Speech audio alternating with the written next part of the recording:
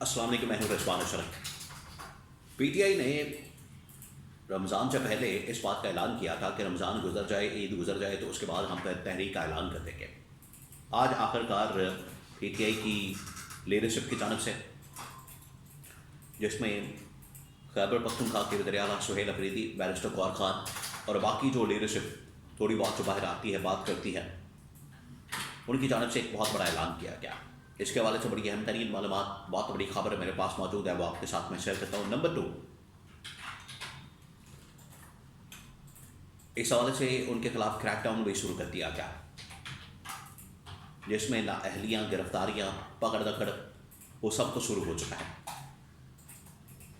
उसमें क्या कुछ हुआ है, इसके बारे में बड़ी अहम तरीन मालूमात। नंबर 3, एक बार फिर से शहबाज शरीफ की जानब से खिताब किया गया कौम से और कीमतें ना बढ़ाने का फैसला किया गया और कहा कि गवर्नमेंट उसका बोझ उठाने जा रही है।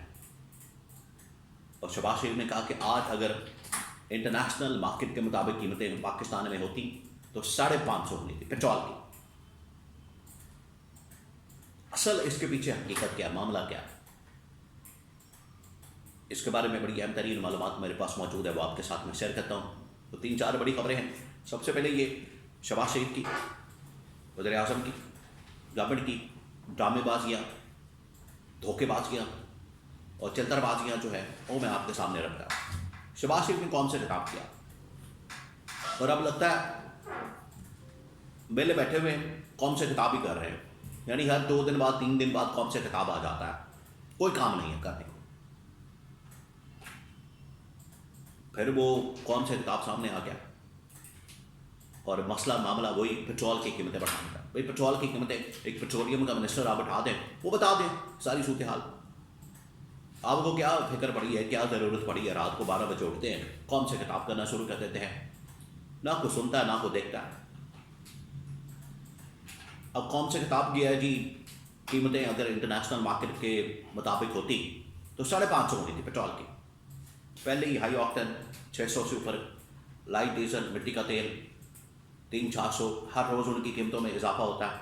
बचा पीछे है पेट्रोल, और पेट्रोल भी 350, 350 के ऊपर है। और उसके ऊपर अब ये कहा जा रहा है, अब आप इनकी ड्रामेबाजी देखें, वो मैं आपको बताता हूँ कि जी गवर्नमेंट जो है वो 100 अरब, 200 अरब, 150 अरब बर्दाश्त करने जा रही है।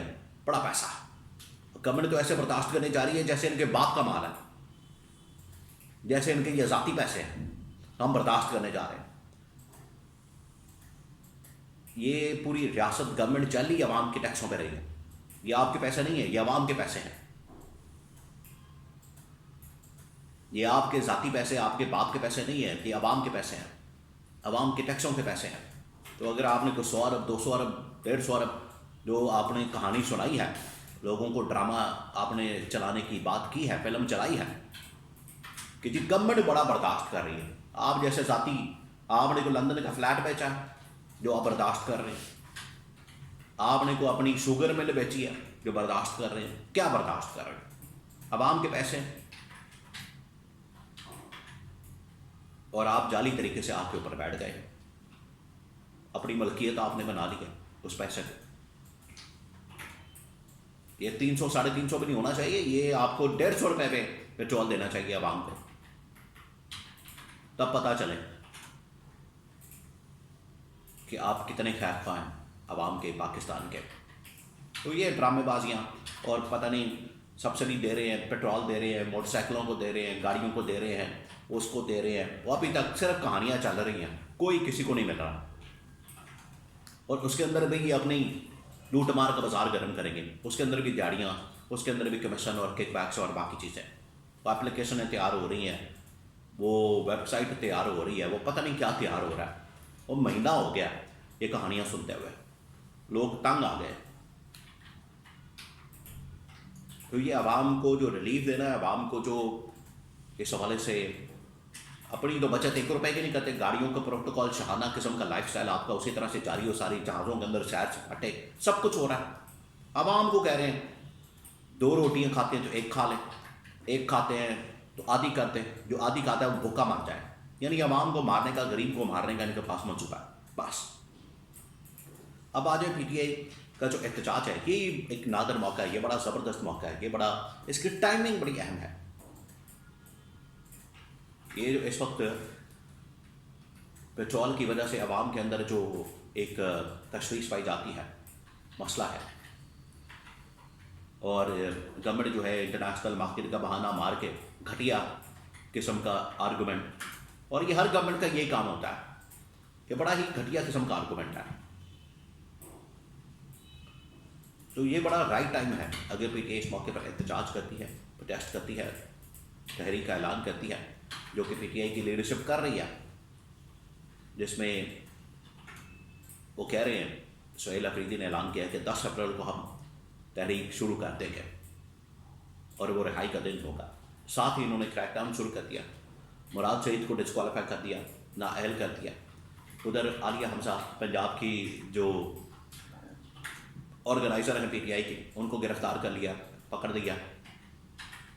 तो ये अब ये काम कर रहे हैं, इनकी जानिब से क्रैकडाउन, गिरफ्तारियाँ, नाअहलियाँ, पकड़ दकड़, वो सब कुछ शुरू कर दिया गया, क्योंकि इनको नज़र आ रहा है, इनको अंदाज़ा हो गया, इनको पता चल गया कि ये मामला कितना ख़तरनाक हो सकता है। और इस स्टेज पे, इस मौके पे, जब इन लोगों की जानिब से इनकी नाअहली, नालायकी, निकम्मेपन की वजह से, इनके फेलियर की वजह से, इनकी नाकामी की वजह से अवाम को खमियाजा भुगतना पड़ा, ये अवाम को बर्दाश्त करना पड़ा, ये गवर्नमेंट को बर्दाश्त नहीं करना पड़ा, और 100 अरब हमने बर्दाश्त करना है। अवाम बर्दाश्त कर रही है आपकी नाअहलियों की वजह से, कभी बिजली के बिलों में इजाफा, कभी पेट्रोल में इजाफा, कभी महंगाई में इजाफा, कभी किसी चीज़ में इजाफा, बेरोज़गारी में, मार्केटों के पीछे पड़े हुए, ताजरों के पीछे पड़े हुए, चलानों के चक्कर में आप लूटमार कर रहे हैं। यानी कोई ऐसी चीज़ नहीं छोड़ रहे, कोई ऐसा रास्ता नहीं छोड़ रहे, बस आवाम की जेबों पर टाका मार रहे हैं। ये काम किया जा रहा है इनकी जानिब से। तो अब ये इनकी जानिब से पीटीआई अगर वाकई में संजीदा कोशिश की जाती है, नेक्स्ट वीक में 10 अप्रैल तक तैयारी करते हैं, तो ये एक टर्निंग पॉइंट साबित हो सकती है, तहरीक बहुत बड़ी हो सकती है, और इससे पूरे मामला बदल जाएंगे। और ये राइट टाइम है, इसकी टाइमिंग बड़ी अहम है। अगर वो ऐसा कर लेते हैं तो ये इम्पैक्ट क्रिएट करेंगे, लेकिन अगर ऐसा नहीं करते, पॉसिबल नहीं होता, तो फिर पीटीआई किसी चीज़ से फ़ायदा नहीं उठा सकती। फिर पीटीआई को इस्तीफे ही दे देने चाहिए ताकि कोई और आके इनको रिप्लेस करे।